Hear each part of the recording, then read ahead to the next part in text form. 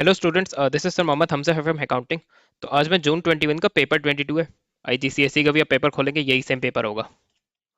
इस पे से मैं क्वेश्चन 3 अटेम्प्ट करूंगा और ये कंपनी के फाइनेंशियल स्टेटमेंट्स पे बेस्ड है। Statement of changes in equity के क्वेश्चंस कर चुका हूँ, प्रेफरेंस शेयर्स का भी क्वेश्चन मैं कर चुका हूँ चैनल पे। लेकिन इनकम स्टेटमेंट कैसे बना दी है, तो ऑलमोस्ट सोल ट्रेडर की और पार्टनरशिप एक्सेट्रा की तरह ही बनती है, एक माइनर डिफरेंस है। और सर्टेन ट्रांजेक्शन जो statement of changes in equity में एडजस्ट होती है, वो वहीं एडजस्ट होंगी, उनका इनकम स्टेटमेंट में नहीं लिया जाएगा। तो यही चीज़ आप लोग को थोड़ी क्लियर हो जाए, इसलिए मैं ये क्वेश्चन पे वीडियो बना रहा हूँ।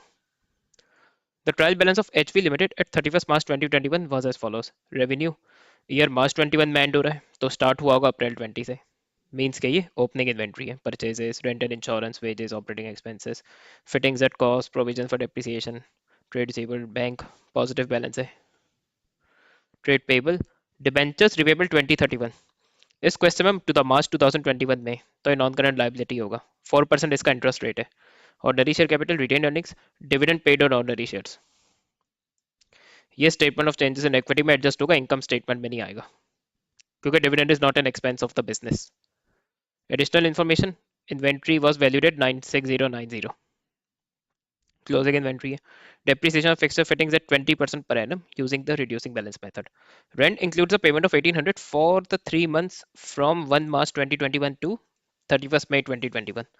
हमारे ईयर जबकि मार्च में एंड हो रहा है, तो उसका हमने कुछ रेंट एडवांस पर पे कर दिया। एक्रूड वेजेस एट 31 मार्च 2021 पर ऑलरेडी दे दिया उसने। No debenture interest has been paid for the year March 2021, तो उसका पूरा इंटरेस्ट ही एक्रूड होगा। और इसी को लेके आपका मेन डिफरेंस है इनकम स्टेटमेंट में in comparison to sole trader और partnership etcetera. No dividends for outstanding. 2000 is to be transfer to general reserve. ये भी ऐसे statement of changes in equity में एडजस्ट होगा। तो पहली रिक्वायरमेंट इनकम स्टेटमेंट की है, तो कुछ वर्किंग्स है, बस वो करके मैं बना देता हूँ।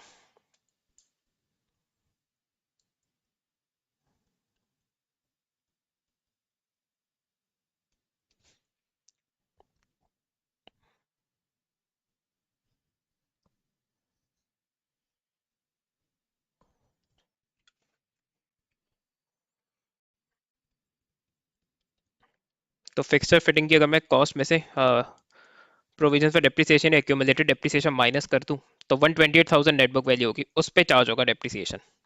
एडिशन डिस्पोजल की कोई बात की नहीं है, तो हमें उससे नहीं डील करना। तो ये आया 25,600। अब ये जो रेंट का 1800 है, अभी हमने मार्च से लेके मई तक का पे किया है। तो देखिए, जो मार्च 21 है, वो जो 1 मंथ है वो करंट ईयर को बिलोंग करता है, तो उसका अगर हमने रेंट पे कर दिया तो बहुत अच्छी बात है।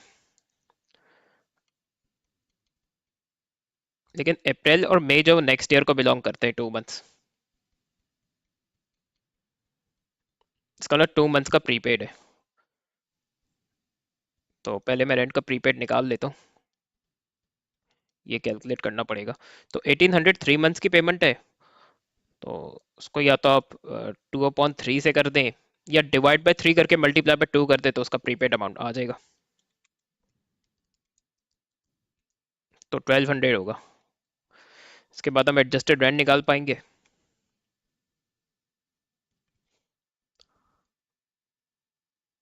तो रेंट एंड इंश्योरेंस की जो ट्रायल बैलेंस पे फिगर है वो 9280 है, उस पे से मैं ये प्रीपेड अमाउंट माइनस कर दूंगा। 8080। वेजेस का डायरेक्ट एक्टिव दिया हुआ है, डायरेक्ट कैलकुलेशन हो जाएगी उसकी, तो उसकी तो वर्किंग भी इवन कोई क्रेडिट नहीं होगा। तो 24750 में बस ये एक्रूड में ऐड कर लूंगा, तो ये 27,000 हो जाएगा। डिबेंचर इंटरेस्ट कैलकुलेट करना पड़ेगा। अब इंटरेस्ट को ना फाइनेंस कॉस्ट कहते हैं,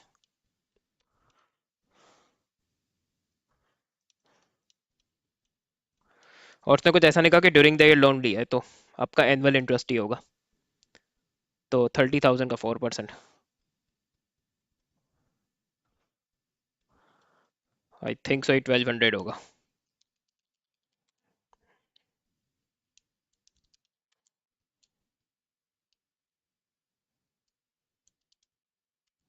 सही, 1200 आपका इंटरेस्ट हो गया।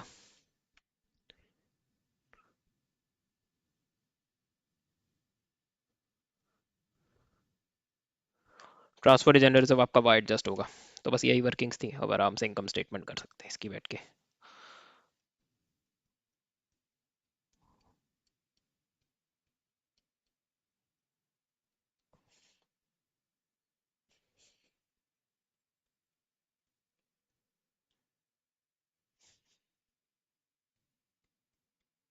सेल्स रिटर्न याद आई है।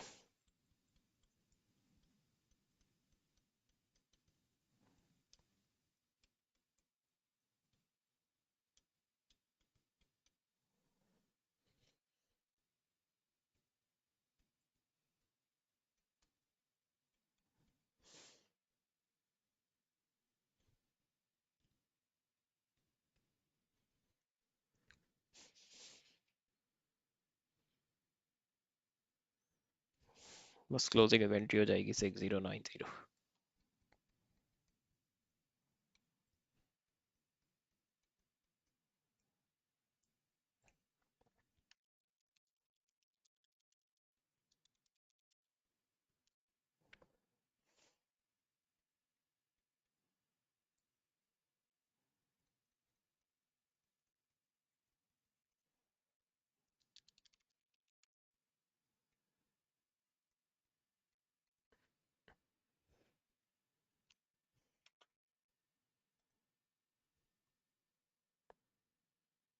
अब इसमें सच कोई अदर इनकम है नहीं, तो बस ये डायरेक्ट जाएगा लेस ऑपरेटिंग एक्सपेंसेस।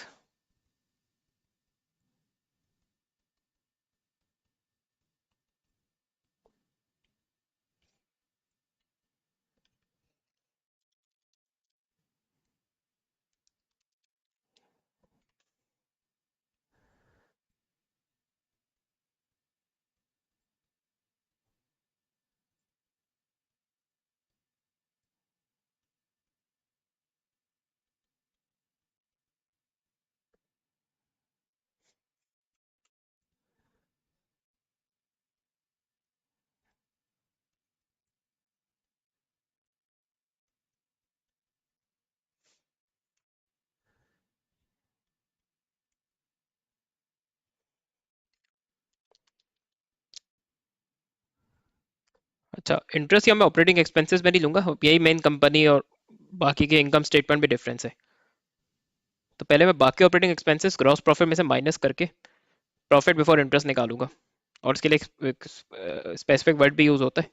फिर उसमें से इंटरेस्ट माइनस करके अलग से profit for the year calculate करना है। ये मेन डिफरेंस है।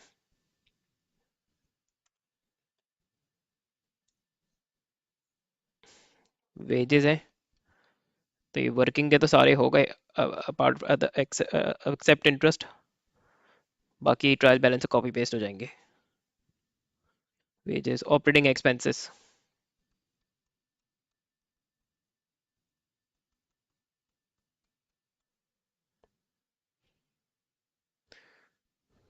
$8500, बैंक, बस सही है और कुछ नहीं है। तो 25,600 प्लस 8080 प्लस 27,000 प्लस 8500, तो ये हो गया 69180। अब मेरा आएगा,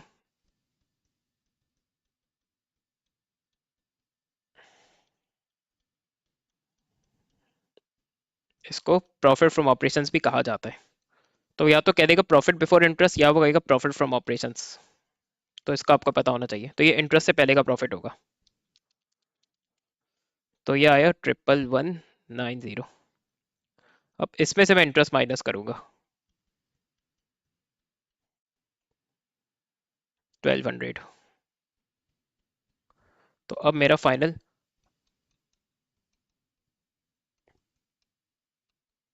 प्रॉफिट फॉर द ईयर आ जाएगा 999, 9990। तो ये मेन पार्ट तो हो गया।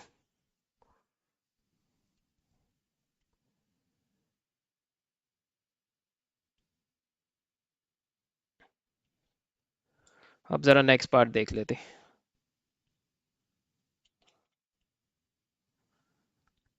अब statement of changes in equity है, तो आप लोग को क्लियर हो जाए कि सर्टेन ट्रांजेक्शंस इनकम स्टेटमेंट में एडजस्ट होंगी, various specific transactions statement of changes in equity में ही ली जाएंगी, इसलिए मैं अटेम्प्ट करूंगा और फॉर्मेट ऑलरेडी प्रिपेयर हुआ हुआ है।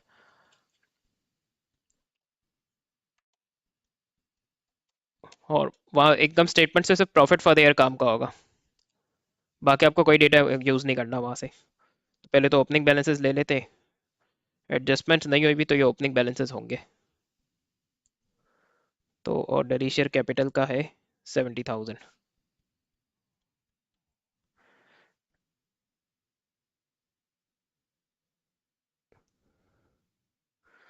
जनरल रिजर्व का नहीं दिया हुआ तो नहीं होगा।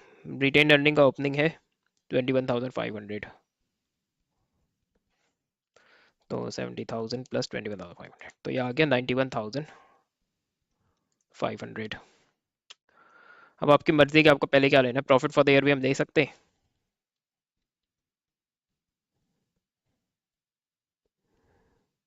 तो ये 9,990 आया था, टोटल इक्विटी भी इतने से ही ऊपर जाएगी। फिर डिविडेंड्स पेड ले लेते, तो डिविडेंड पेड है 5,600, यहाँ से माइनस होगा रिटेन अर्निंग से, टोटल इक्विटी भी इतने से ही डिक्रीज होगी। और ट्रांसफर टू जनरल रिजर्व है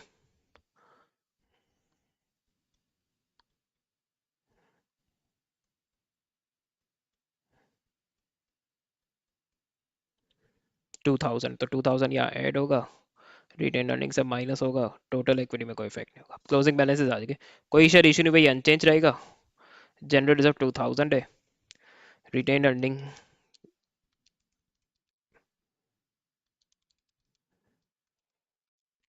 तो यार 23,890, 23,890 प्लस 2,000 प्लस 70,000, तो ये हो गया 95,890।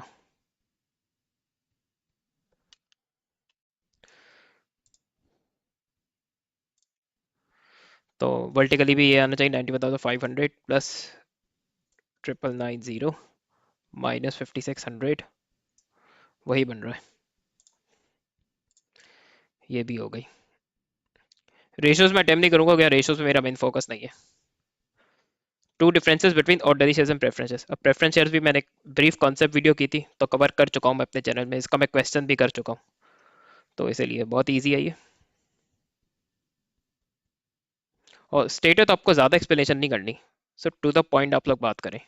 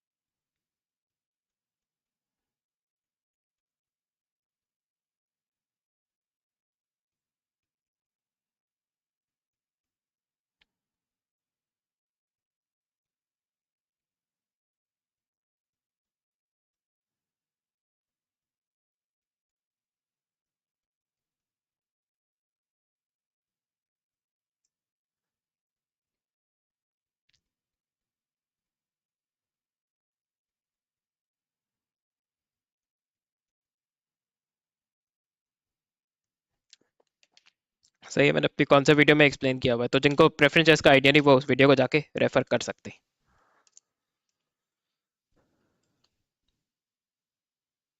तो मैंने डिटेल में अपने चैनल में कंपनी कवर कर दिया है, मेजोरिटी स्टूडेंट्स को उस पर प्रॉब्लम होती है, केवल इसके कॉन्सेप्ट को अंडरस्टैंड करना इंपॉर्टेंट है। अगर आपके कॉन्सेप्ट क्लियर है कौन सी चीज़ क्या है, तो फिर आपको इसके क्वेश्चन करने में इतनी डिफिकल्टी नहीं होगी। और प्लस ऑब्वियसली प्रैक्टिस रिक्वायर्ड है।